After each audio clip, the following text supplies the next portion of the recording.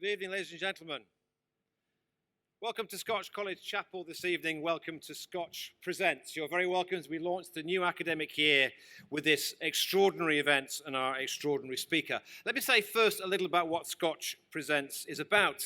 It's where we invite people of authority, people of standing, people of research and scholarliness to come and speak to us about their area of expertise. They are people with public profile who make a huge contribution to our country and to major public debates.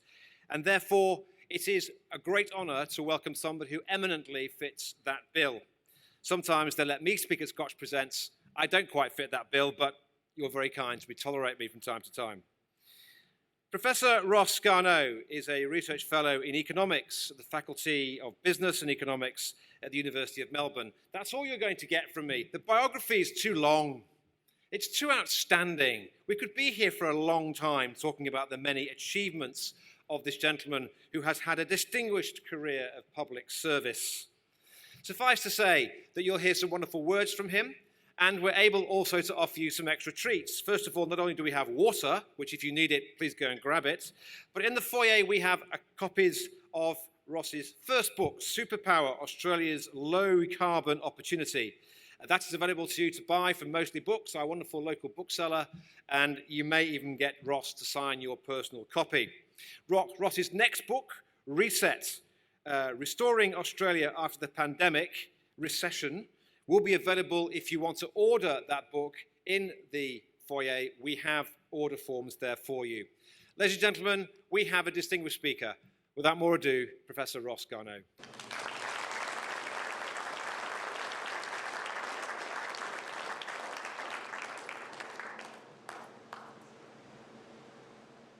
Thanks, John. Very good to be with you in Adelaide.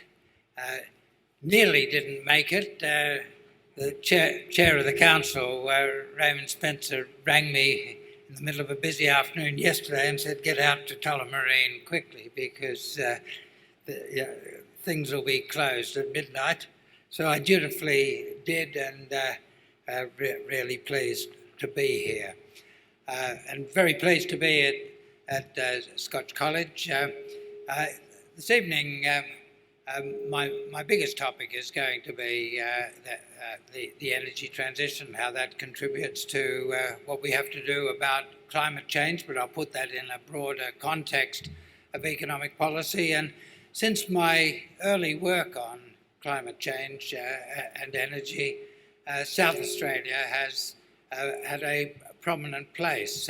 Back in 2007, I was commissioned by all the governments of Australia, six state premiers, two territory chief ministers and the Prime Minister, to do a review of the climate change issue and what it meant for Australia. And that work led me to the view that South Australia could be and should be a leader of Australia in the energy transition. It's got rare combinations of wind and solar resources that give it special advantages in what was going to emerge as the low-carbon Australian and world economy. That was a distinctive change because South Australia had big disadvantages in the fossil energy economy. It didn't have the very rich coal resources of Queensland, New South Wales and Victoria. It did have coal resources, but they were distant, of relatively low quality. As a result, electricity in South Australia was always relatively expensive and unreliable. But South Australia was at a disadvantage relative to the eastern states. But that has changed in the low-carbon world. And back in 2007-8, I could see that change would come. Very good to be here at Scotch. Over the past half dozen years, I've worked a lot with Zen Energy, a South Australian company, with your chair of the council, Raymond Spencer, Richard Turner, and a number of other prominent figures in the company have very close Scotch connections. Jeff Titus, CEO of Zen Energy, and my right-hand person in everything I do these days professionally. Susanna Powell, just looking at her honour boards, I see that she's there in the Ducks column for 2000, and I'll be able to tell her when I get back to Melbourne that I've spied out her past, and tell her that I now know things that she hadn't told me.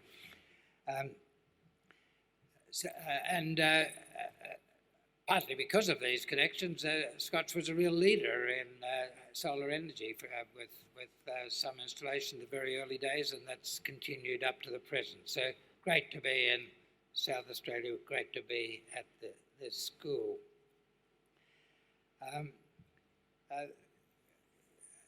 John talked about my first book. It was actually my 43rd, John, but it's the first. I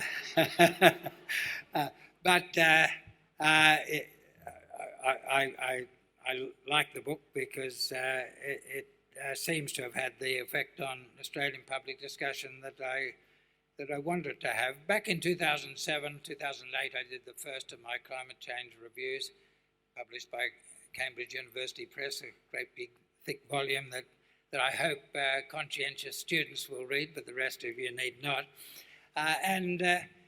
Then I looked very closely at how climate change would affect Australia, what we could do about it, what it would cost us to do something about it. And very detailed economic studies, I was supported by a very strong team of people, showed that Australia was very vulnerable to climate change. Humanity is very vulnerable to climate change, but Australia more than any other developed country, because we are at the margins of temperatures and rainfall at which human civilization prospers. So getting wetter and drier can put parts of Australia beyond the normal margins. For humanity as a whole, it's a big challenge. For 7 years, from 2003, I chaired the board of the International Food Policy Research Institute, based in Washington, but with global research interests and special interest in the issue of food security, looking ahead at food security challenges for the world. And it had become clear in the early years of this century the biggest threat to food security in future was changes in the climate and movement, because human habitation on this earth has adapted to the current patterns of climate, with huge populations in certain areas with favourable climates, and if you change it, then you disrupt all of that. One rather disturbing thing for me in that global role was that my colleagues at the Food Policy Research Institute used to identify 3 parts of the world as especially vulnerable: Africa, South Asia, India, Pakistan, Bangladesh, and Australia. And they used to all say, well, Australia doesn't matter, it's rich, it can pay for itself, it will survive, but India and Africa are real problems. I didn't like Australia's interests being dismissed so easily and lightly, but that made the point that of all the developed countries, we were the most vulnerable to climate change. But my work then, a dozen years ago, pointed out another feature of the Australian situation. We were going to suffer more loss in established industries than any other country, because fossil energy plays a disproportionately large role in our economy. We are the world's biggest exporter of coal, were then, are now. We weren't then, but are now, the world's biggest exporter of liquefied natural gas. And quite a lot of industries in Australia were built on a history of low-cost energy. First of all, coal, especially in the eastern states, and later gas, which was available very cheaply initially from Bass Strait until we had export capacity in Queensland. So, but at the same time, it was clear from that early work that Australia was better placed than other countries to do well in the new emerging low-carbon economy, because we had better combinations of solar and wind resources, which were going to be the main energy sources of the future, than any other country. It's not very usual to have very rich solar resources not far from very rich wind resources, and we have those in a number of places in Australia. The west-facing coasts, southwest of Western Australia, the western sides of the Peninsula, York Peninsula, the southeast of South Australia, extending southwest of Victoria, the west coast of Tasmania, have quite exceptionally good wind resources, and they're not. Take Tasmania out of the equation, and the others are not very far from very good solar resources as well. This combination is unusual and potentially gave us a big advantage in the emerging zero emissions economy. Back then, the detailed work told us that it was going to cost quite a lot to deal with the climate problem. The whole world would have to move towards zero emissions around the middle of the century. It had to be zero because temperature is governed by the proportion of carbon dioxide in the atmosphere, and once in the atmosphere it stays around for thousands of years. If you reduce your emissions below current levels, you reduce the rate at which warming occurs, but you don't stop warming. Warming continues until you have zero emissions. So that was a very daunting challenge, and it was going to cost a fair bit to do that. The detailed modelling at that time showed that the costs would come early. From about the middle of the century, the gains from avoiding climate change greatly outweighed the costs that we'd incurred. But the costs came early, the benefits came late. The costs came to our generation.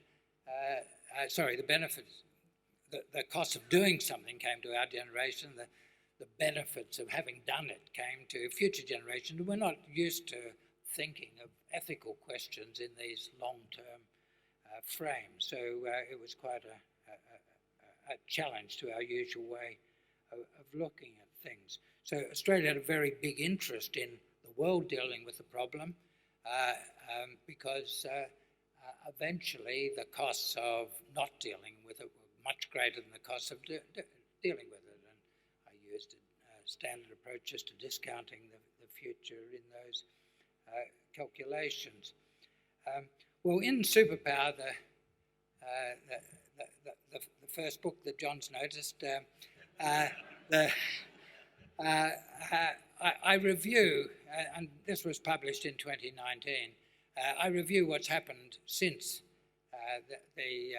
since I did that work in 2007, 2008, and the science hasn't changed very much.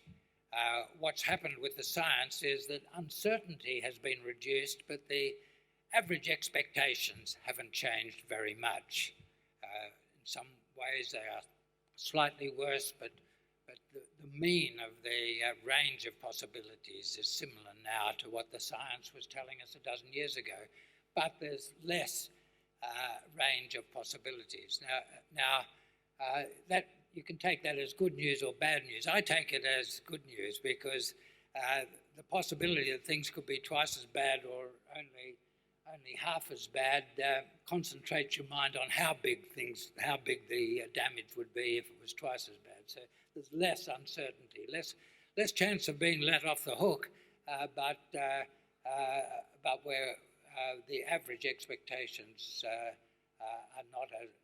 not now seem to be subject to variation in a bad direction as they once were.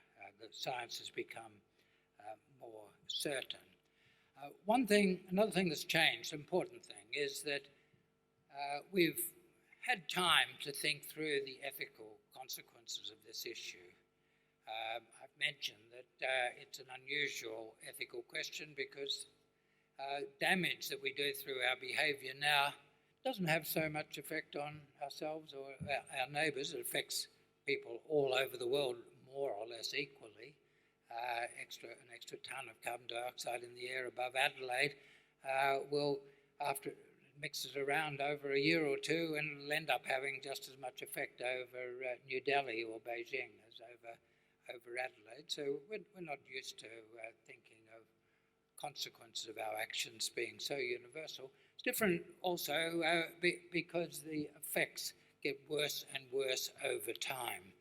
I remember I was commissioned to do another climate change review in 2011 for the multi-party parliamentary committee on climate change, chaired by Julia Gillard, and with the Rural Independents, the Greens, as part of the multi-party committee. This report of mine led eventually to the legislation that gave us the Australian Renewable Energy Corporation, the Clean Energy Finance Corporation, the Climate Change Authority, and carbon pricing. Carbon pricing's gone, but the other things are there. But in my first meeting, I started talking about discount rates and was trying to explain to the Prime Minister, the Treasurer, to the other political leaders that if you use the sort of discount rates that investors use in equity markets, then any costs that are incurred in 50 years' time, let alone 100 years' time, don't amount to very much. And so I made the point, and I could see that their eyes were glazing over. They weren't very interested in discount rates. And then I said, if you use those standard discount rates that the financial markets use, then you wouldn't do anything about climate change now, even if in 50 years' time what we were doing now led to the extinction of our species. And suddenly there was an interest, and Julia Gillard grinned and said, well, you've got us there, Ross. We're all against the extinction of our species. But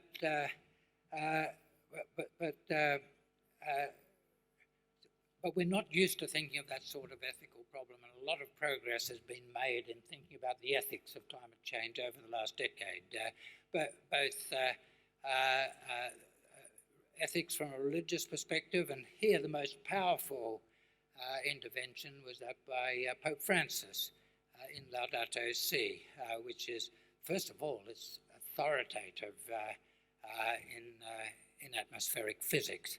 He called to the Vatican the very best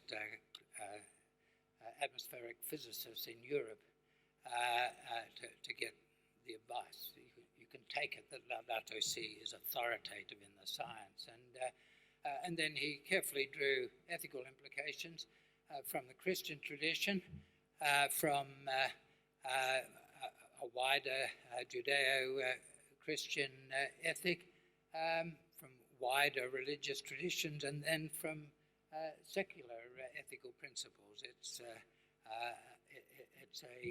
broadly based ethical framework, and you've had similar developments from leaders of other major world religions, but the classic piece is that of Pope Francis. And in secular ethics too, there's been a lot of development. I'm most impressed by the books of Professor of Moral Philosophy at Oxford University, John Broome, who's written about the ethics of climate change. We've gradually come to learn that it is unethical to do things now that incur great costs, great damage on other people, even if we don't know who those people are, even if they're living in the future or in other parts of the world. John Broome made that point by comparing profligate missions of climate change with firing a rifle into the crowd. You don't know who you'll damage. You do know you'll damage someone, and it's ethically, from all of our rigorous ethical traditions, as damaging, as unethical, as immoral to damage people by our effects on climate as by firing a rifle into that crowd. But the biggest changes that have occurred between my early work, 2007-8, and that book, is in the economics of doing something about it, and this has been transformative.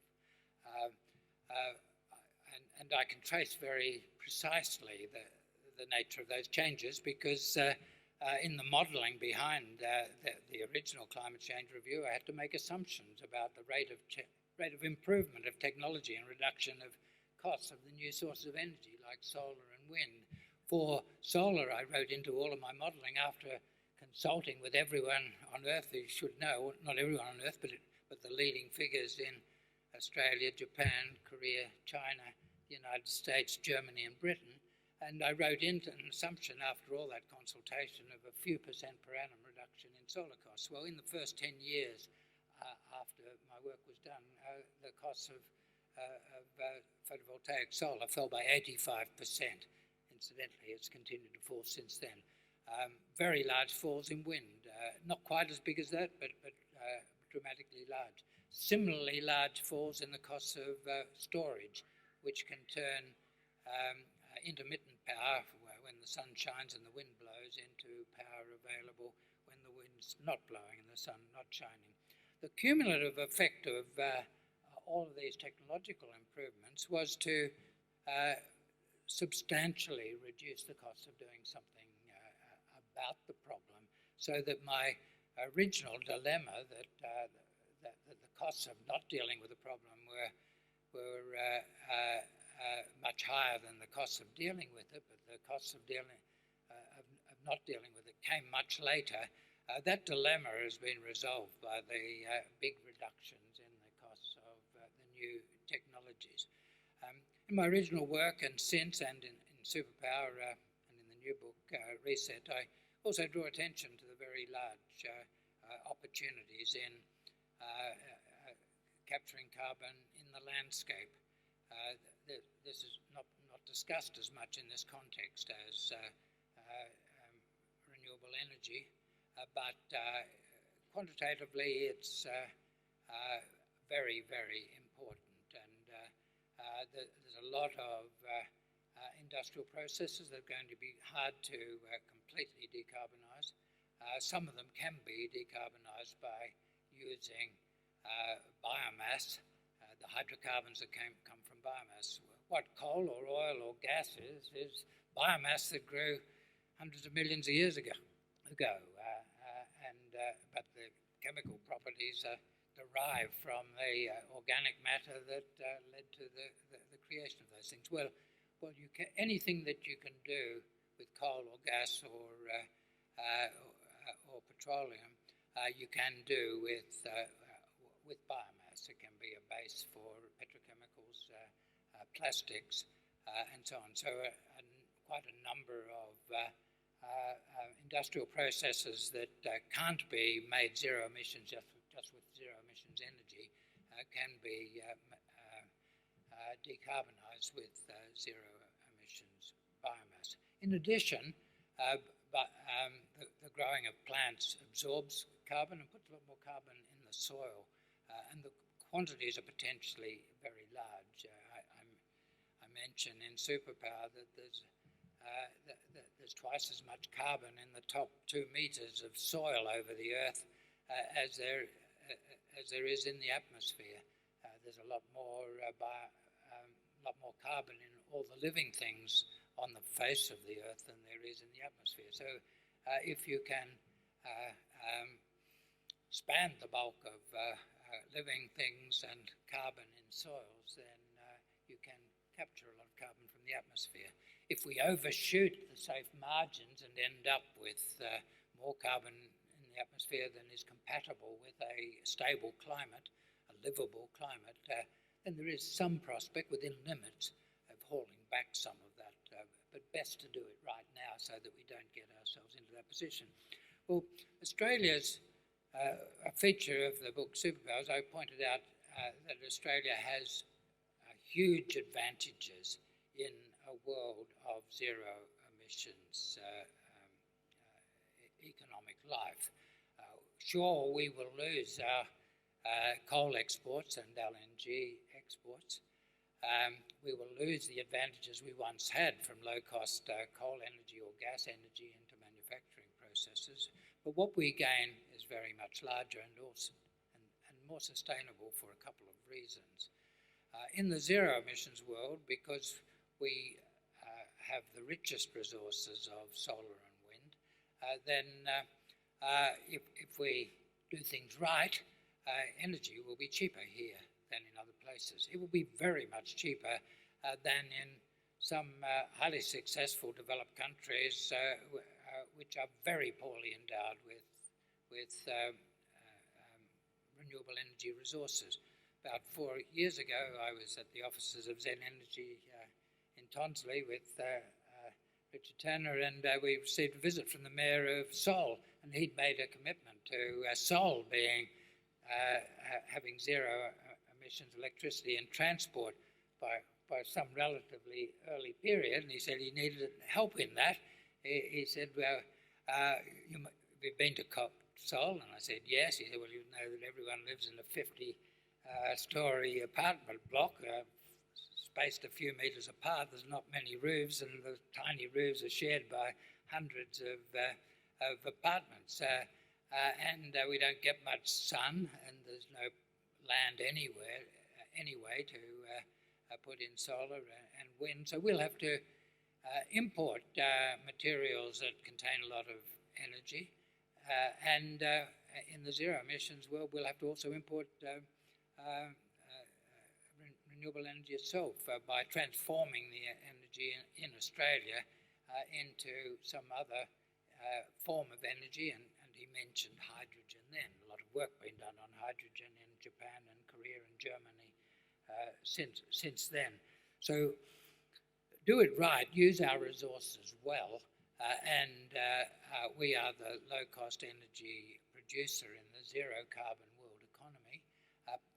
Quantitatively, when you work through the opportunity, this is very much larger than our advantages in the fossil energy economy.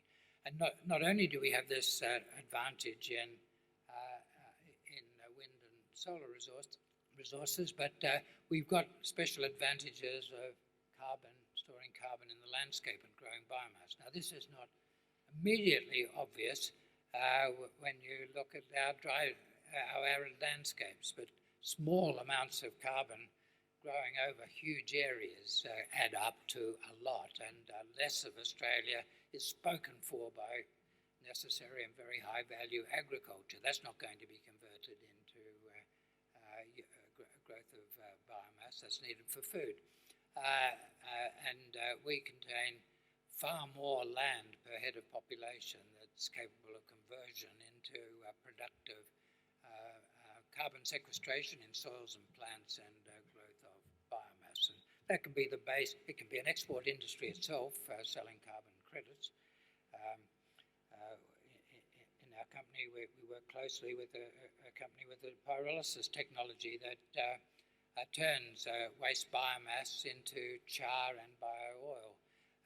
It's recently, just the weekend before last, won the first round of contracts from Microsoft, which is committed to a very early movement to zero emissions, and it's bought the char, because if you put the char back on the ground, it continues to store the carbon that it drew from the atmosphere when the plants was growing for thousands of years, and it's considered to be legitimate sequestration. So, well, Australia has immense advantages, both in carbon in the landscape and renewable energy as a base for industry. Superpower drew attention to the opportunity that we had. That opportunity would only come to full fruition in a zero emissions world economy, and we can only solve the problem of climate change in a zero emissions world economy. And it's become a bit of a refrain in Australia to say, oh, there's no point in us doing things because other bigger countries aren't doing anything about it. Well, the other countries are doing something about it. They have been all along, actually, but that's become clearer and stronger recently. Europe, and now we have to think of UK as not being part of Europe, but Europe and the UK have been committed to zero emissions by 2050 for some years and have had very active policies to achieve that outcome. already something like 60% below the emissions of 1990. Germany also in a leading position. Europe and Britain have been there for a while. Japan and Korea have very strong commitments, even though they've got very weak renewable energy resources. It will cost them a lot. They'll be buying a lot from us to meet their objectives. But nevertheless, they made the commitment, even though they'll be damaged less by climate change than our grandchildren will be. Both Japan and Korea earlier last year committed to zero emissions by 2050. In September, the President of China made a commitment to the United Nations General Assembly that China would be zero emissions by 2060. China in the UN framework is considered to be a developing country. One can argue about that, but that's the current classification, and developing countries were expected to make strong commitments only after all developed countries have. Well, China has got ahead of the rest of that group and made this commitment by 2060. New Zealand has a similar commitment. All the developed countries on the earth until a couple of months ago had that commitment except two, and those two were the United States and Australia. And on the first Tuesday of November, the United States voted not to be one of that two, so we're now on our own. The movement of the United States is a huge development because the new president, the new Secretary for State, and a special climate change commissioner appointed at cabinet level by President Biden have made it clear that the US moving to zero emissions by 2050 is its central domestic goal once the problem of COVID and the COVID recession have been dealt with. But they've also made it clear that they see getting the rest of the world to do their fair share as their major foreign policy commitment. Well, it's simply not viable for Australia to be standing on its own when China and all the developed countries on earth are moving in another direction, especially when one of those countries is our ally, the United States. I say in my new book, Reset, that we won't stand alone. It's simply strategically not a viable position. The question is simply whether we'll embrace the new reality and make the most of it, get real benefit from it, or whether we'll shuffle sideways like a crab reluctantly into a future and therefore not grab hold of the opportunities. That brings me to my new book, published the 22nd of February, so out soon. It's called Reset, Restoring Australia After the Pandemic Recession. It talks about the difficult economic times that we have as a result of recession and the very big challenge we'll face in coming out of that. The extent of the challenge is obscured a bit by the fact that we've had the biggest increase in government expenditure in our history, not by a small amount, but by a huge margin. I think it was appropriate policy, but last March, as we closed down the Australian economy to deal with COVID, the Job Seeker program, the JobKeeper programs, others, and the things that have been done subsequently, in a year or so added to expenditure about 15% of GDP. Last year's budget deficit, which was just only a few months of which were affected by this policy, because the policy was announced in March, was the biggest in our history as a share of the economy. This year's budget deficit will be twice as big as that. I say in Reset, the great Don Bradman never stood so far above his peers as this year's deficit stands above its peers. And I don't criticise that. That was an appropriate response. The downturn in the economy would have been immense if it were not for that. But we need to be clear-headed about it. Things don't seem so bad now because we spent 15% of GDP boosting the economy. And we really are living in a fool's paradise if we think things are not too bad, and therefore the future is in good hands. argue in Reset that going back to what we had before the pandemic recession is not possible and is not desirable even if it was possible. It's not desirable because in the years from 2013 to 2019, which I call Dog Days, that was the name of my book in 2013, Dog Days, Australia After the Boom. During that period, on the important measures of economic performance, average output, output per person or productivity, we were at the bottom of the developed countries. Output per person and productivity rose more slowly than in Japan. We're used to thinking of Japan as a bit of an economic basket case, and it hasn't done all that well in the last couple of decades, but our performance was lower than those. Total economic growth was stronger, simply because we had huge population growth. We had far higher immigration than we've ever had before, a lot of it relatively unskilled temporary migration, and without any growth in output per person, total output continued to grow. So the total numbers didn't look so bad, but look at the numbers that affect the standard of living of Australians, per capita output and productivity, and we were at the bottom of the league. We don't want to return to that. We had continuing high unemployment and rapidly rising underemployment, which is a different thing. As people having some job, you're not classed as unemployed by the Bureau of Statistics if you work for 1 hour a week. But an increasing proportion of people were answering the survey saying, yes, I've got a job, I work more than 1 hour a week, but I'd like more hours. And so underemployment was rising. I contrast in Reset our performance with that of the United States. The United States was much more deeply damaged by the global financial crisis than us, and back in 2013 their unemployment rate was over 10%. Our unemployment rate did not grow that much. It didn't grow that much as a result of GFC, partly because of our domestic policies, partly because we were hugely boosted by the strength of the economy of our major trading partner, China. Back then, our unemployment rate was under 6%, 5 point something. America's was over 10%. By 2019, the US's was 3.5%, 10.5 to 3.5. We were still on a bit over 5. Unemployment stayed the same, and underemployment went through the roof. We don't want to go back to that, but we couldn't go back even if we wanted to. By the time this episode is over, if you take the Treasury figures, and the Secretary of the Treasury, Stephen Kennedy, has kindly agreed to launch the books Reset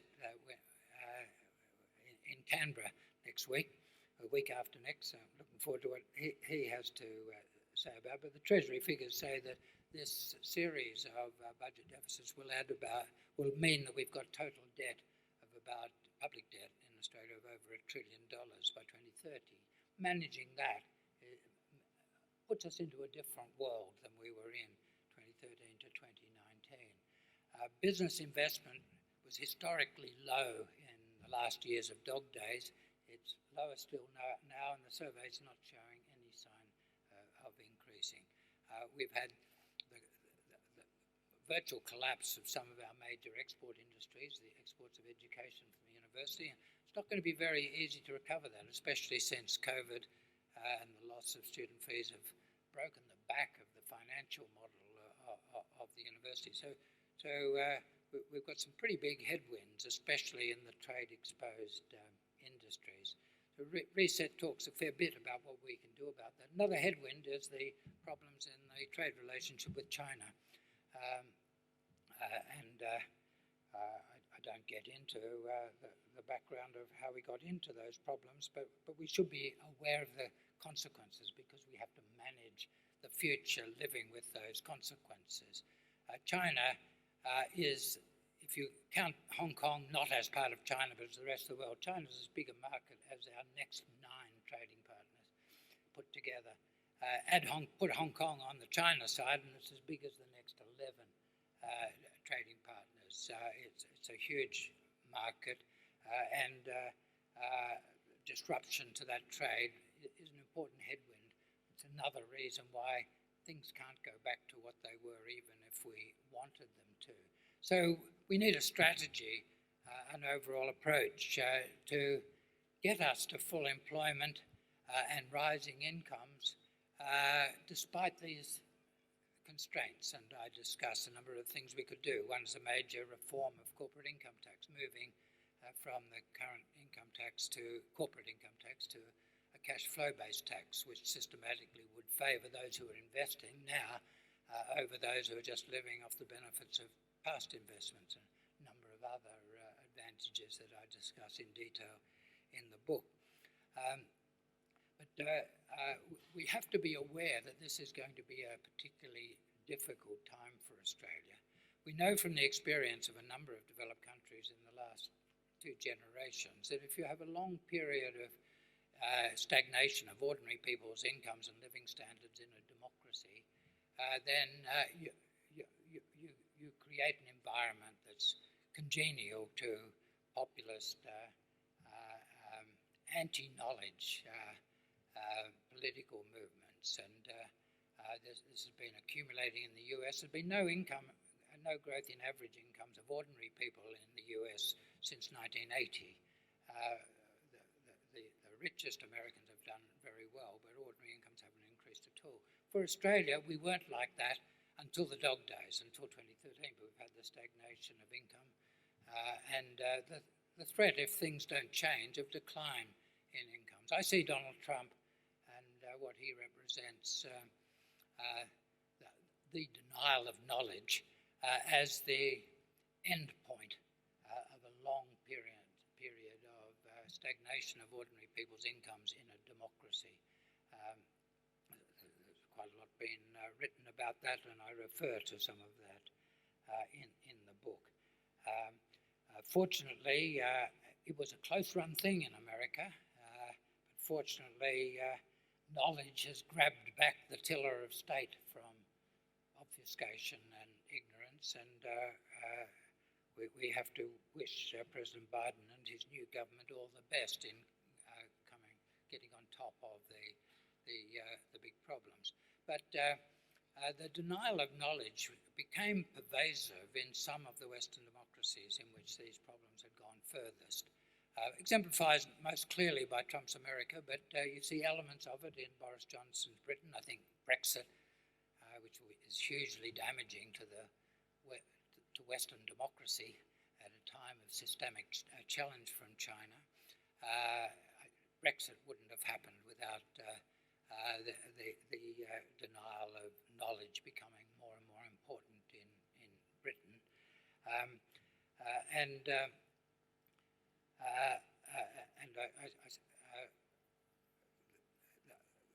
This creates a really dangerous situation for the democracies. I call the first chapter in Reset the Tree of Knowledge, and I make the point that in any country, good public policy depends on the quality of knowledge.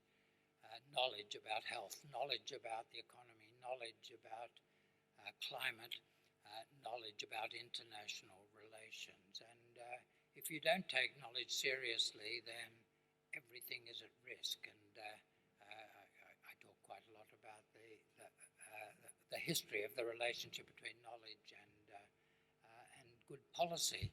This is important in an authoritarian country like China or Ethiopia or Vietnam as in a democratic country. But in a democratic country, if you don't have broadly based knowledge, not only knowledge in the minds of the policymakers, but broadly based knowledge, you're in real trouble. And so it's a particular challenge for us that in terms of economic institutions, the most badly damaged through the pandemic have been our universities, which are there for the expansion and spreading of knowledge. Well, that's the scope of the new book, and I might have had a pessimistic conclusion if we hadn't had a change of government in the United States. In fact, I cheated a little bit and I delayed writing the final chapter until I could see the result of the American election. So much hung on that, and because America moving on knowledge and therefore on climate, prospects are now very much better, that the world will move to zero emissions in the middle of this century, which means that if we get with the strength, if we act consistently with scientific knowledge, but also consistently with our allies and our trading partners, then this can be the avenue through which we create opportunities for the trade-exposed investment, exports, employment, that can give us full employment and rising incomes with a reasonable level of debt, a manageable level of debt. Without that opportunity, I think our troubles would be bigger. But I think there is a path out of the problems of the pandemic recession through our embrace of our opportunity in the low-carbon world economy. Thank you.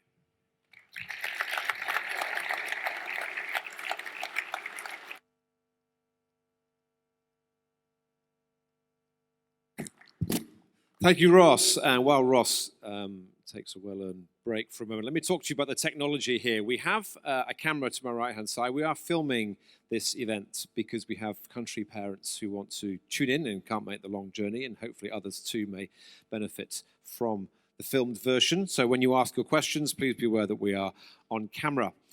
We also have some microphones because of the lights. I can just see Natalie waving at me, who's on this side. Share over here. If you have a question to ask Ross, and Ross is very happy to take your questions, please come into the aisle to my left or to the right-hand side and speak into the mic. It's not great acoustics in here, and that means that people may not hear your question. Now, I've asked a couple of students to be the first off the rank to ask questions this evening. So I'm going to ask Otis Rowan Hull, who is just here, if he share, where are you? Right, come to the mic here and ask our first question. Have you had a drink, Ross? Very good, excellent. What do you think would be the most beneficial economic system for Australia, and why? I myself, having spent my life thinking about it, which doesn't mean to say I got it right, but I myself think that democratic capitalism is a very good system for Australia.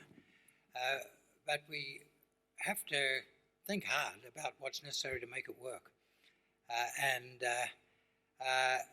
And capitalism only works as a system that's compatible with democracy. Democracy can't work unless you've got broadly based prosperity and broadly based knowledge, giving everyone the vote when they feel as bitter as sacked workers from Detroit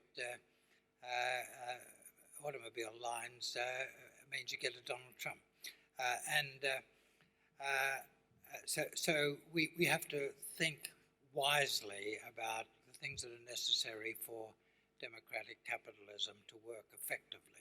Now, in earlier generations, people thought about that a lot. The greatest economist of the 20th century, John Maynard Keynes, who actually began his life as a philosopher. His first book was a treatise on probability, a mathematical philosophical book. But he saw himself in developing ideas about how to maintain full employment. He wrote that at the height of the Great Depression. And the Great Depression was a huge polarizing event with fascism taking over large parts of Europe. The reaction to that was that communist movements became much stronger. You had bitter division across the world. In the United States, it took different forms. So Keynes himself was a liberal. Thought that democratic capitalist systems were the best systems. But he said, this is not going to work. We're going to lose our democracy if we don't do something about unemployment and inequality. And a lot of his writing was about that, motivated by a desire to save democratic capitalism. Now, there were a lot of critics who said it's not so, well, capitalism, it's not capitalism if you have tax on the rich and provide good education to poor kids in the east of London. He was saying a necessary condition for the survival of democratic capitalism is to care about equity. I've got one chapter of the book about those issues, and I'm suggesting that as part of the very difficult circumstances we're going to face when when these huge government subsidies start falling, we're going to face huge problems of increased inequality, underemployment. No, I'm suggesting the introduction of a minimum basic income, and I've got some crude bits of arithmetic to suggest how that could be manageable. That's another question we can talk about another time. Thank you, Ross. We have a second question from Toby Corson. Can I see you, Toby? Wave at me if you're out there. Can I see you, Toby? Oh, he's all the way at the back there, Cher. And one more from Matt Alderson on the far right side, and then we shall move to questions. I'd like to give the students the first go, because they're the centre of our lives here in school. Toby, over to you, sir. How would you manage the conflict between using biomass for energy generation with the need to protect the biodiversity on the land where the biomass would be grown? Yes, it's a very important point you've referred to. If you don't value carbon, if you don't reward storing carbon by giving people who do it some income, then you don't get enough carbon. If you reward the storing of carbon and don't reward other environmental values, then you'll get less of the others. And biodiversity, as you've suggested, is one of the potential victims.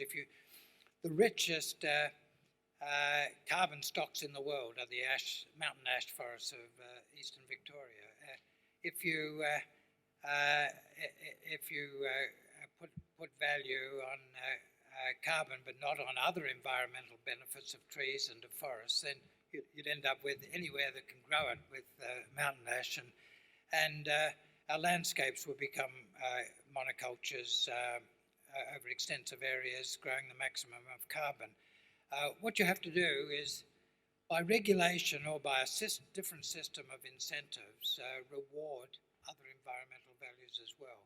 This is done best in Australia by the Queensland government, which put $500 million in what's called a land restoration fund, so that if a farmer or station owner is getting credits for carbon, selling into the Australian Emissions Reduction Fund or at much higher prices into the European and American voluntary markets, like the markets created by companies wanting to offset their emissions, and I mentioned the case of Microsoft and the Victorian company in my talk.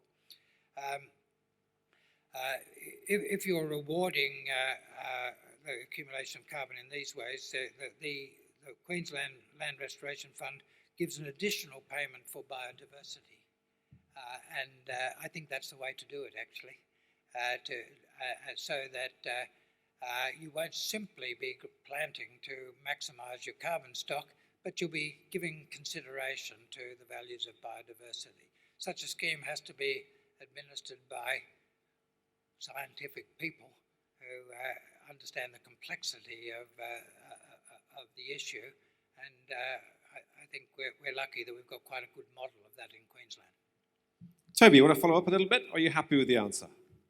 All good, thank you. Matthew Alderson over here. Then we'll open it for everybody else to ask you. We use our students to warm everybody up. Matthew, over to you, sir. Yeah, thank you. So, Ross, what do you believe is the most beneficial way that an individual can influence government and commercial policies and practices to do with the environment?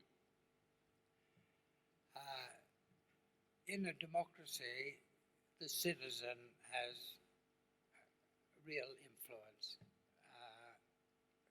not only through the vote, but by persuading other people on how to vote. So participate in discussion of these things with a view to changing people's minds. Now, and then vote consistently with your values. It's a long and frustrating process. The road I've been on climate change in the last 13 years demonstrates that. But I think our history shows that the democratic processes do provide an avenue for changing government policy. So the first part of your question was what we can do to influence government policy. Don't be cynical about politics. Easy to be cynical about politics, but it's actually our democracy is something hugely valuable, and it can easily become ineffective. And if our democracy can't deal with the big problems, we'll lose our democracy. Let's not kid ourselves.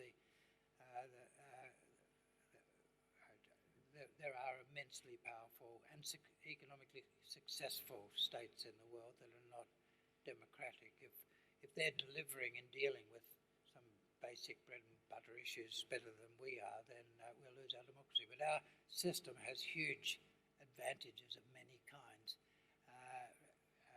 Treat it with respect. Don't be cynical about it, and participate actively in the political process. Other things we can do as individuals.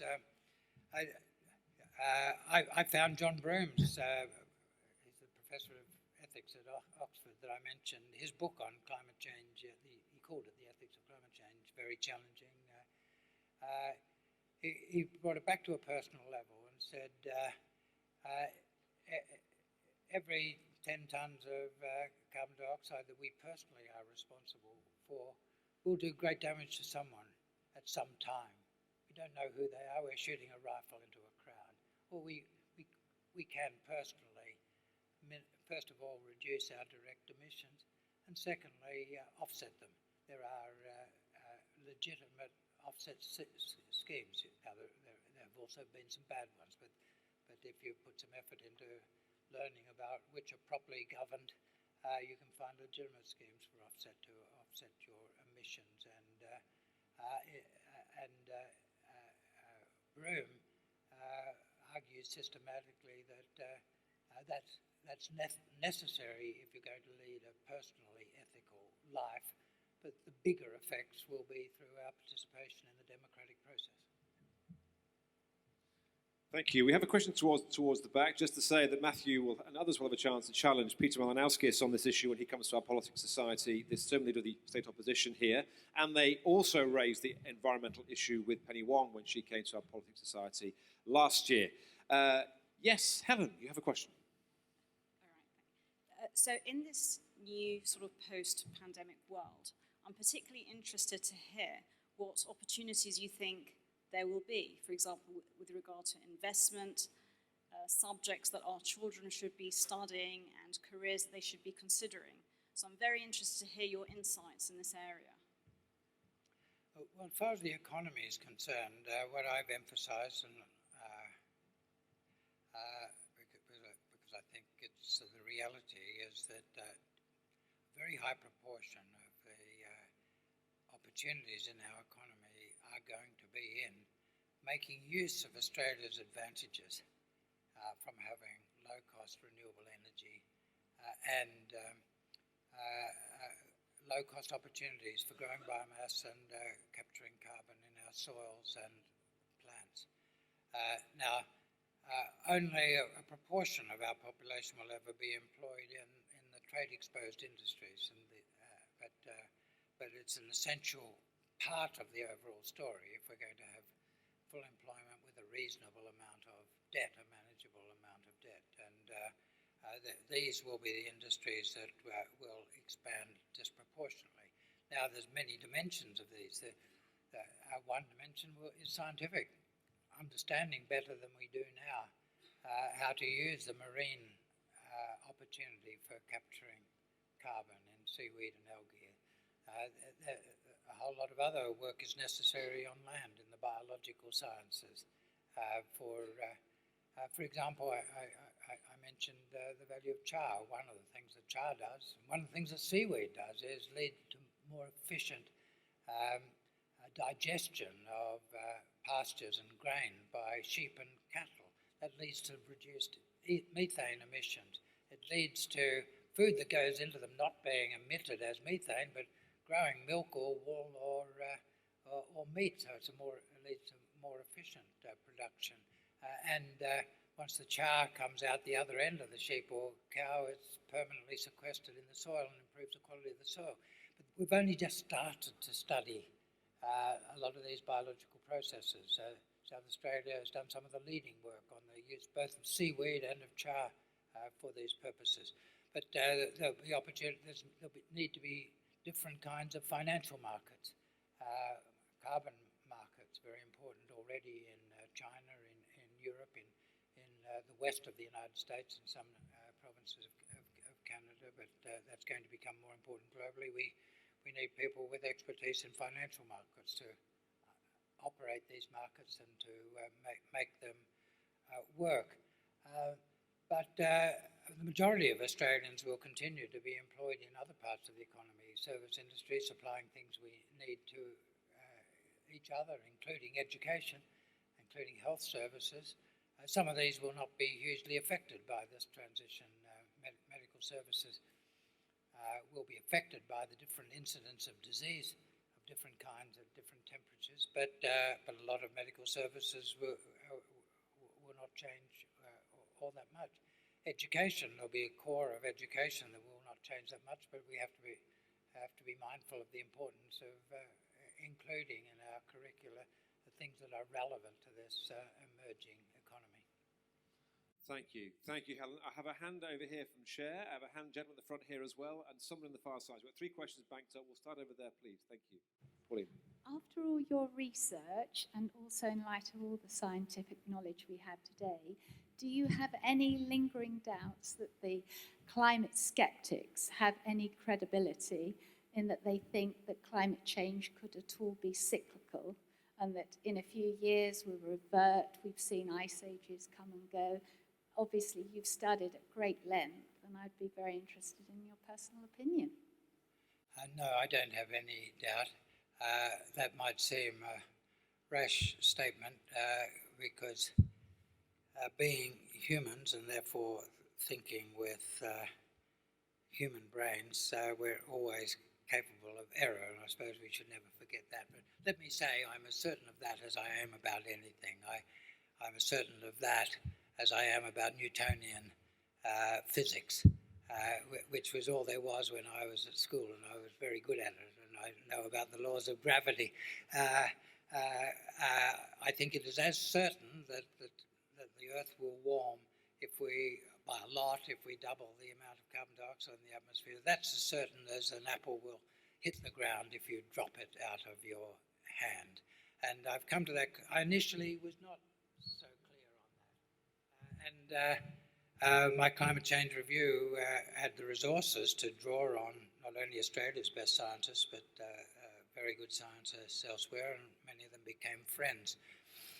Many of those came to a big concern with climate change after a long journey. A close friend of mine, a professor of physics, astrophysics at the Potsdam Institute in Germany, was actually one of the small group of atmospheric physicists that Pope Francis called on with his encyclical. He began as an astrophysicist, and his early research in the 60s was on exploration for other life in the universe, and from his statistical models he worked out the probability of there being other life as intelligent as human life in the universe was extremely high. It was almost no chance of it not existing, and in the 60s he began huge experiments putting out signals that life as intelligent as us would pick up, and never ever got a response. And he ended up concluding that the only explanations were either that once life becomes as intelligent as we are, they've got such control over physical systems that they destroy the environment that keeps them alive, or else they're much more evolved than humans. And so once they got these signals, quickly worked out that you don't want to get involved with people like them. But that led him to thinking about the unique nature of life, the systems that support human life, thinking life on our planet, and that got him more deeply into the question of climate. And so for the last 20 years he's done nothing else. He's probably the leading figure in Europe on these questions. In the United States, a chap, Hansen, whose early work was also in astrophysics, one of the leading scientists, maybe the leading scientist of NASA, the space program of the United States, working in it from the very early days, the 60s and 70s. He, from his observations of the absence of life like ours and the narrow range of conditions that make our sort of intelligent life possible, that led him to focus the second half of his career on atmospheric physics. So I've had a lot of interaction with the leading atmospheric physicists. I myself began with a fairly open mind about a lot of the parameters. I've spent time with the leading, the most famous skeptics about climate change, and I've found that in the area of real atmospheric physics, there's no surviving scientist who's been active in practicing the profession for the last decade. Thank you. I think we'll switch to this side more. Natalie, thank you. Yep. Professor Garnaut, thank you. I was quite encouraged by your optimism, but I was also reminded of the Turkish proverb that said the forest was shrinking, but the trees kept voting for the axe because the axe was very clever and convinced them that his handle was made of wood. We see a lot of polarization. We saw an election recently where 75 million people voted for Biden, but 70 voted for Donald Trump. What is the basis for your optimism that this polarization that we see, deep polarization, whether it's on climate change or whether it's on other very fundamental issues that could be very easily resolved by science and by truth, and yet the polarization continues? I mean, 10 years ago, we thought vaccines would solve the world, and maybe COVID will convince us of that, but the number of anti-vaxxers have grown immeasurably. I hope I didn't give the impression that I thought success was inevitable. And I did say it was a near-run thing. But history's had a lot of pinpoint times where things could have gone one way or the other. The Duke of Wellington, after the Battle of Waterloo, when he reported back to his colleagues in London, said that was a near-run thing. And European world history hung on the outcome of that battle. As an economist, one is challenged by what happened in the 1930s. I've read a lot about the economics and the politics of the 30s. The Great Depression gave rise to Nazism in one of the most educated, civilized populations on Earth.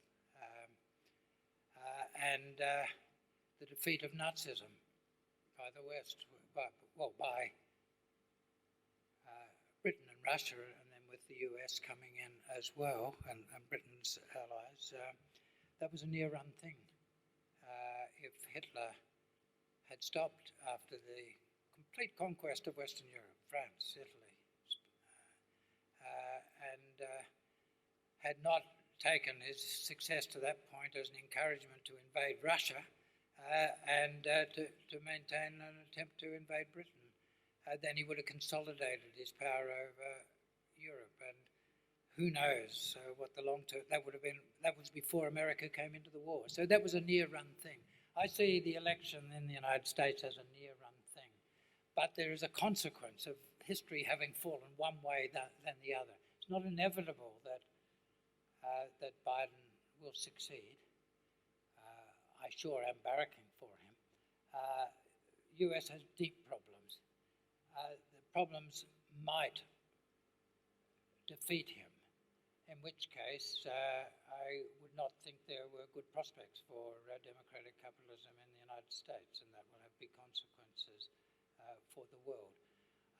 I begin the last chapter of the book Reset by I don't quote. I don't think you can quote Shakespeare. I just use his words. And when my publisher picked me up for that, I said I should cite William Shakespeare. I said you you can't plagiarize Shakespeare. Every educated person knows these words. But there are tides in the affairs of men that, taken at their height, lead on to fortune, omitted all the efforts of their days, are lost in shallows and in miseries. We have a chance to catch that tide that leads to fortune. Omitted, we can expect to live our days in shallows and in miseries. Wow. Thank you. Thank you for your patience, sir. You've waited a while. Thank you. No problem. Switching gears a little bit, Ross, Blake Williams. I work in the renewable energy space. We build solar farms, 5 megawatt size. One of the great challenges for renewable energy growth is the volatility in the energy price. Yes, costs have come down 85%, but also energy price 2 years ago was over $100 per megawatt hour, and now it's sub 40, which is raising capital to grow the solar industry more challenging. Do you think it's just inevitable that solar goes through the same boom-bust cycle that fossil fuels is used to, or is there? And are you talking to policymakers about how to stabilise energy price to have more stable investment where we don't oversupply and undersupply and have it so reactive? Capitalism's got a lot of pluses and a lot of minuses. A lot of the pluses are about how markets equilibrate between supply and demand and force investment decisions. One consequence of the extraordinarily low wholesale prices we've had for power during the pandemic period is that that's putting huge pressure on the profitability of coal-based power stations. I've got charts in the book Reset about what's happened in Australia and in the world to production of coal-based energy and renewable energy in the world and in Australia. The pandemic year showed growth, not as rapidly as earlier growth, a huge reduction in coal. You can be sure that New South Wales and Queensland coal generators are hurting more than the solar plants. If the markets are allowed to work, we'll see early closure of those plants. Price will adjust, and over time you'll get more solar and wind investment until we've got a decarbonised system.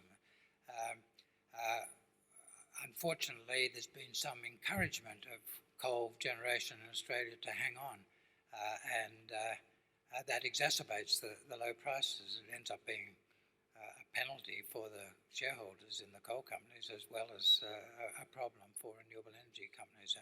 But I see the problem there as being the Commonwealth Government's holding out the hope to coal producers, coal generators, that if they hang on, there'll be some sort of government subsidy or reward. So I understand the sheer pressure that all energy producers are feeling at the moment, but I don't think the solution is to try to fix the price. I think the solution is to continue with the support mechanisms that we've had in place for renewable energy, including the sort of underwriting of new renewable energy production that the New South Wales government has announced in November.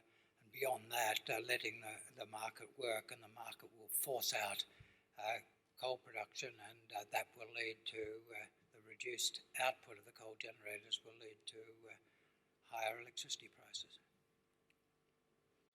Thank you, Ross. We have a hand towards the back here. While you're going down there, share. Ross, your classroom is gripped here. Looking at the body language of people around me, you have them in the palm of your hand. You should think about being a schoolmaster. That might be a good idea one day. Sir, thank you.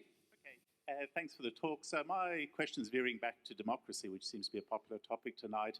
And I agree we shouldn't be cynical about democracy, otherwise it does fail. And I think the key tenet is that one man, one value is what makes it work. But as we're seeing in the US, where election donations and spending is going from the millions to the billions, I think that's breaking down. And I think here in Australia, we had the most recent example of Clive Palmer spending, what, like $50–60 million personally. And many say he influenced the outcome of Queensland, which influenced a change of, or actually a staying in government of the current government. So his value, I think, to many is much more than mine or yours, probably. So the question is, can we get money out of, or should we get money out of politics? And assuming the answer is yes, can it be done, and how can it be done?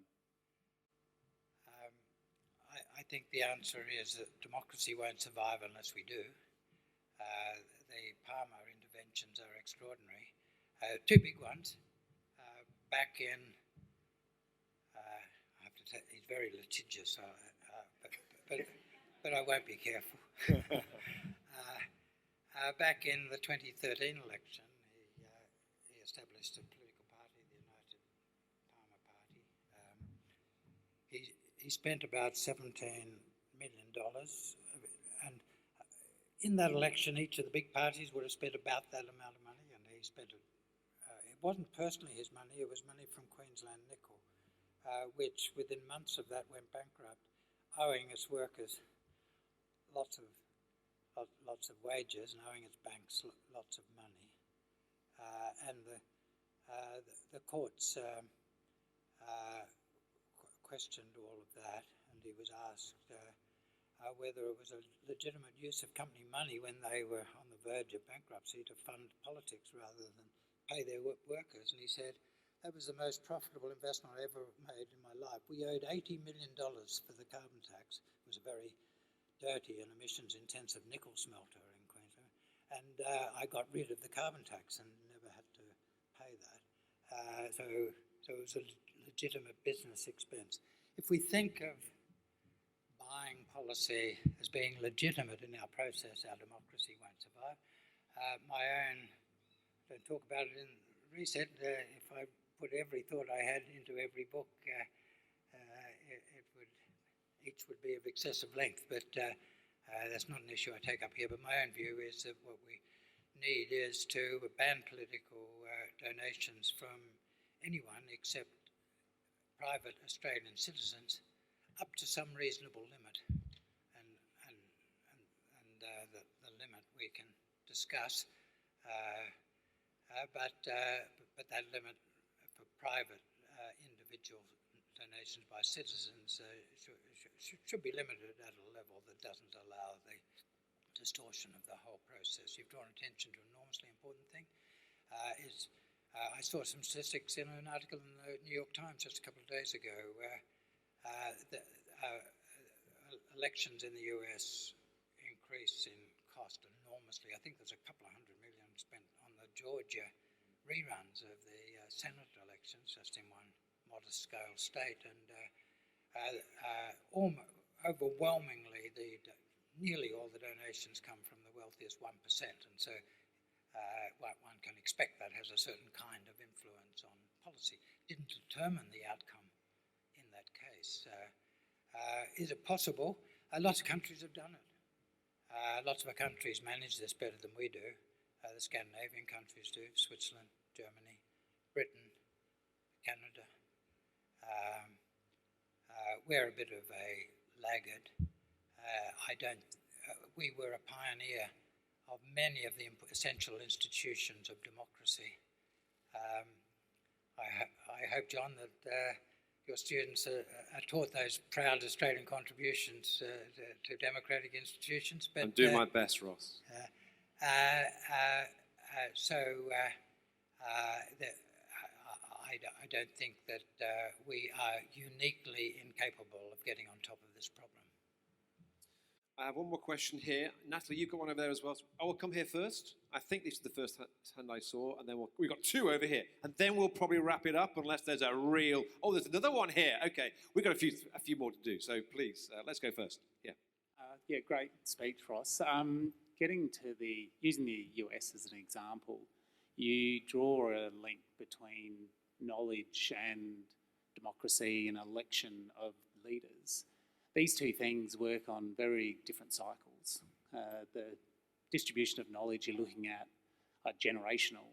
In a school, 18, 20 years before the impacts of some decisions are made, you can be realised, whereas the democratic cycle is much less, obviously. And with that in mind, do you think the election of Biden is more of an aberration of where the US is heading, as opposed to Donald Trump being the aberration? On that last question, which really goes back to my question about a near-run thing, sometimes you can get a movement. History can be at a knife edge and falls one way, and then there are self-reinforcing forces that consolidate that direction.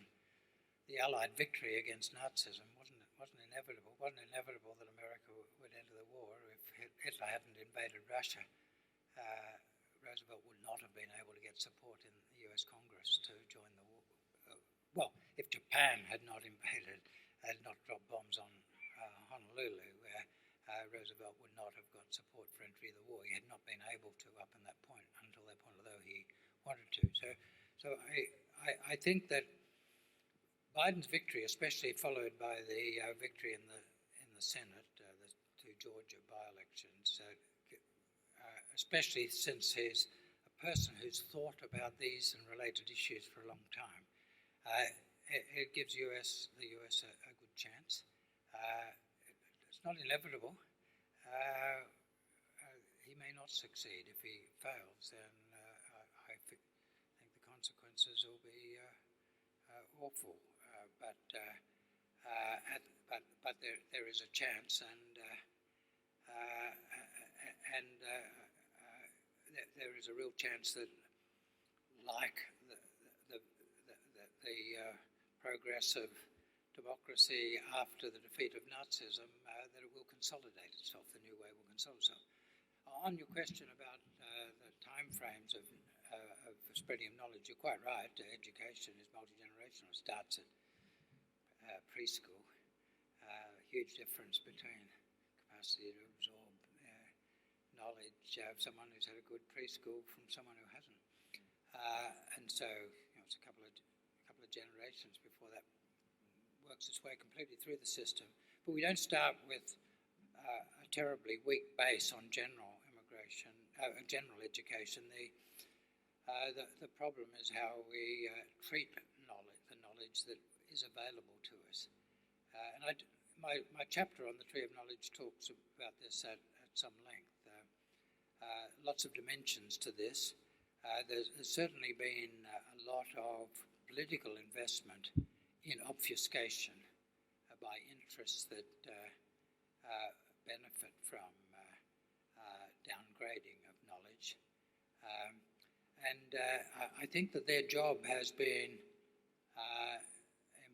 made easier by the characteristic of the internet to be able to channel different information to different people. I quote Malcolm Turnbull in that first chapter of the book, a talk he gave in December in Melbourne, in which, actually I don't know where it was. I was watching in Melbourne. It was on Zoom. He could have been anywhere. But he said that we face a huge problem because of the capacity of those who sell news now to narrowcast. When you had to make a newspaper economic, there's big overhead costs, and you have to have a large audience, and so you tried to appeal to a large audience. And most of your income came from advertising, and the advertisers were mainly interested in the size of the audience. And you have to get enough sales of papers and audiences to cover big overheads to print the paper and distribute it. With the internet, those seeking to sell or promulgate information can narrowcast. It's very cheap to talk to 1 million people here and 100,000 here and 20,000 there, so you can separate the message. And after that process has gone on for a long time, there's no common knowledge across the society. I think dealing with this is a really big problem. It's what Rod Sims, the chair of ACCC, is trying to come to grips with. The internet companies, the platforms, don't generate knowledge themselves. They draw on knowledge from other media outlets. But the internet companies, the platforms, have absorbed all of the 90% of the advertising revenue that used to go to the Age and the Sydney Morning Herald, the Financial Review. So they can't make the same investment in knowledge that they used to be able to. The Age used to be famous for its what were called the rivers of gold, the classified advertising on the Saturday that paid for a lot of very good journalists. Well, that just doesn't exist anymore. That's going to the internet platforms. And what Sims is trying to do is make the internet companies pay for content, put money back into the content that it's using. Now, that's not a complete answer to the problem, but at least it will put resources back in newspapers so that they can invest in information, and at least gives a chance of things building up. Incidentally, Rod Sims is launching Reset in Melbourne. Thank you, Ross. A couple of questions over here. Yes, thank you, Natalie. Please speak up.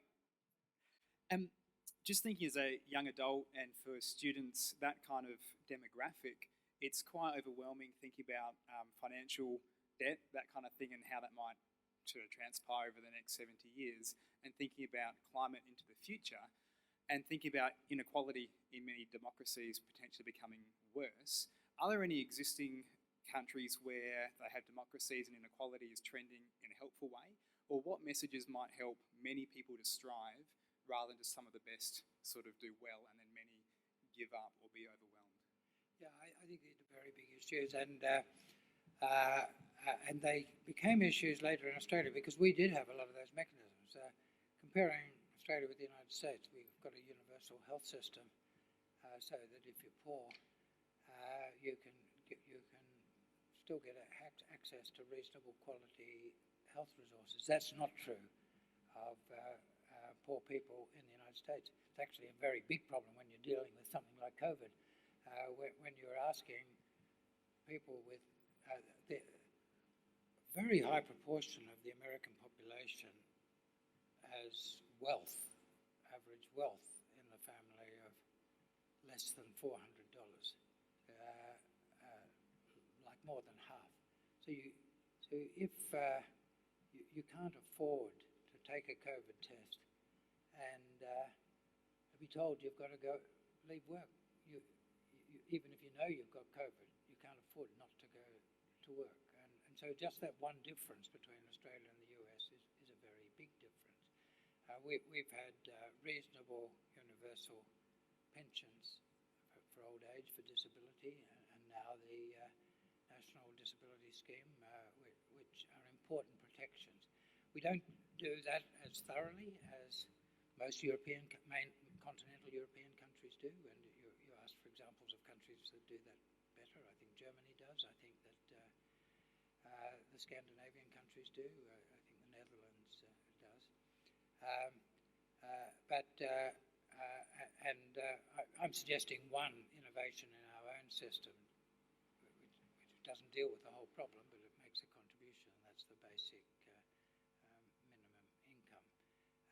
But I think that we have to be aware that these issues are going to be tremendously important both for the health of our economy and for the health of our democracy. Thank you. Richard, you had a question here, and we have one more over here. I'll just keep my eye out, but I think we might be coming to a close. Richard, over to you. We need a good, strong voice, sir. Yep. Thank you, Ross. Now, back to the topic of future career opportunities for our students here at Scotch. With the new energy advantage we're going to have potentially in South Australia, having potentially the lowest cost energy in the country and one of the lowest cost regions in the world, what new energy intensive industries are going to emerge in South Australia, and what are some of the traditional industries that might re-emerge in South Australia with our competitive advantage? Yeah. Well, I'll start with the most straightforward. I think there's South Australia imports a lot of nitrogenous fertilisers and explosives. You might as well use renewable energy to make ammonia, to make hydrogen, to make ammonia, to make ammonium nitrate or urea for conversion, for use as a fertiliser and explosives in the mines. Not tiny. Once the whole world once the developed world and China are on the paths that they're committed to, then there will be no new investment in old technology steelmaking using blast furnaces and coal. The low-cost way of turning iron ore into iron, metal, will be to use hydrogen. Hydrogen plays the same role that carbon plays in a blast furnace. In a blast furnace, the Fe2O3 or Fe3O4, the carbon from the coal captures the oxygen and goes out as CO2.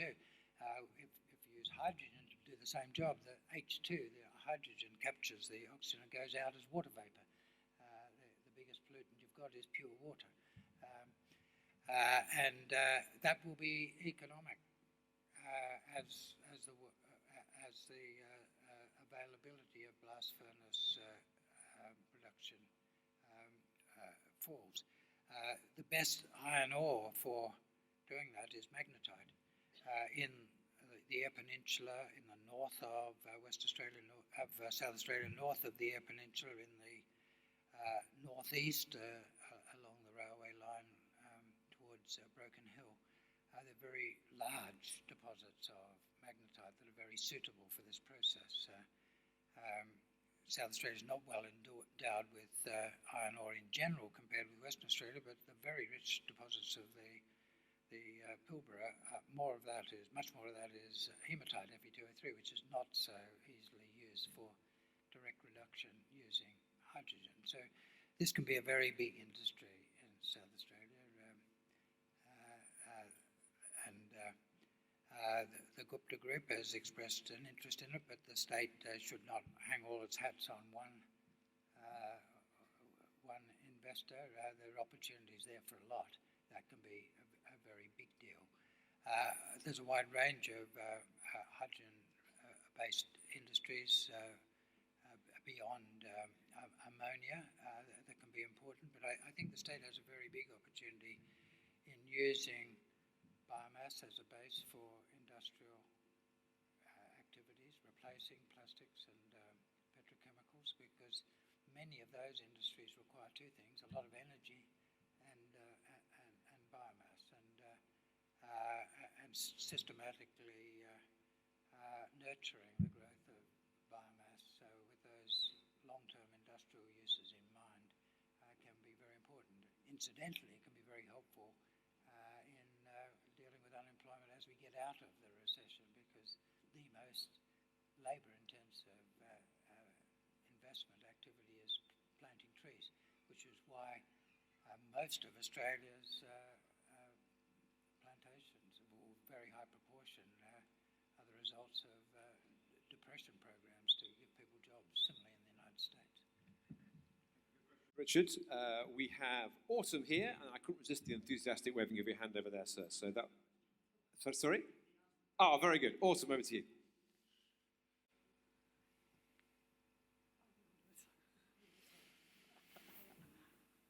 Thank you ever so much for your talk tonight, Ross. It's been fascinating. I'm particularly interested in the ethics of climate change, and you've addressed it beautifully. I haven't lived in Australia for 30 years, and I've come back to Australia and actually have noticed there's an apathy in the general population in terms of how they feel about climate change. For example, yesterday there were some cars running with the air conditioning on, which to me is, we all shouldn't do that. And I feel somehow the message is not filtering down strong enough to the general population. And even in your speech tonight, you talked about the proud Australian. And to me, leaving Australia, this was how I went forth, being a proud Australian. How, in talking to us as individuals, how can we all make personal changes and get the message out, other than reading your book? An excellent concluding question, Ross, I think. Yeah, we haven't done very well as a country in the last half dozen years, and we're in an awful position now, being with all the rest of the developed world plus China committed to an outcome that's very good for us, and us not committed to pulling our weight. But let's not flog ourselves too harshly. Every state government in Australia is doing quite well on climate policy, and they're winning elections doing that. Just in December, the state government of South Australia announced a climate change policy that I think does everything we would hope. The government had asked me to do a paper, which they released a couple of months before that, which they used as background to that climate change policy. But I think South Australia has established itself as a credible, respectable player in a global community for innovation and action on climate change. In different ways, you can say something similar, not equally, but across the states of Australia, policy's in reasonable shape. Every state and territory is committed to zero emissions by 2050, and a number of them have quite strong policies in place to get there, and some are moving faster. We do have a problem at the Commonwealth level, and if we really analyse it, I don't think it's due to some fundamental moral flaw in us as Australians. When I was doing my first climate change review, it was commissioned by every government in Australia, 6 states, 2 territories, and the Commonwealth. And Kevin Rudd was the Prime Minister, but the Leader of the Opposition, Malcolm Turnbull, was a very strong supporter of my recommendations, what I was doing. He committed to the Liberal Party to supporting the legislation for carbon pricing in the Senate. And then the day before the Senate vote, he lost the leadership of the Liberal Party by a single vote. Well, one vote more than half of the Liberal Party is not a majority of Australians. I think we should recognise that we've gone through some strange space in the last decade. That we haven't always, not all of us are in that space. Our state governments aren't, and we haven't, as a country, haven't always been there. So we've all got to work hard to get ourselves in a better place now. But I don't feel that Australians are particularly hopeless on this. The other part of your question, what do we do about it? Well, I was asked another variation on that question earlier. Participate in the political process, make sure that our values that are projected as effectively as we can. In a democracy, it actually matters what small groups of people say and do. And as individuals, if we actually think about our carbon emissions, reduce them when we can, offset them when we can't, that puts us in a good space from Professor Broom's ethical perspective. Ross, thank you. I've asked the leader of our Politics Society, Winter Burkett, to say a few words of thanks. Thank you, Dr. Newton, and thank you so much for joining us tonight, Ross. I'm sure we've all thoroughly enjoyed hearing from you. On a side note, I think Dr. Newton is doing a good job educating us about politics. I think we all get a lot of opportunities to kind of ask those hard questions and put our opinions out there. I've really enjoyed listening to you tonight in terms of not only how the science supports that we need to do more on climate change, and I think as a student and for a lot of people in my generation, that was never really a question. We all kind of grew up understanding that it was a problem, we understood the science, but I've really enjoyed listening to how kind of the economics also supports that we need to be doing things, and particularly the philosophy behind it too. I've enjoyed listening to how, on one hand, the epistemology behind it, that interplay between knowledge and how that translates to our public policy, and particularly how that's affecting our climate change policy. but then also on the ethics and the whole idea of like the intergenerational ethics and the fact that we all have kind of a moral obligation to future people, I suppose, to make a real difference. And so on that note, thank you so much for joining us tonight. We've all thoroughly enjoyed listening to you, and we wish you all the best.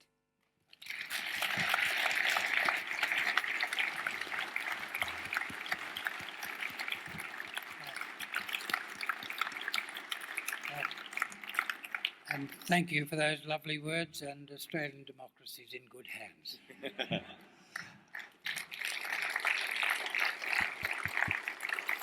Everyone, we have books to sell, books to read. The 43rd book by Ross Garnaut is in the foyer. Enjoy. Ross, thank you.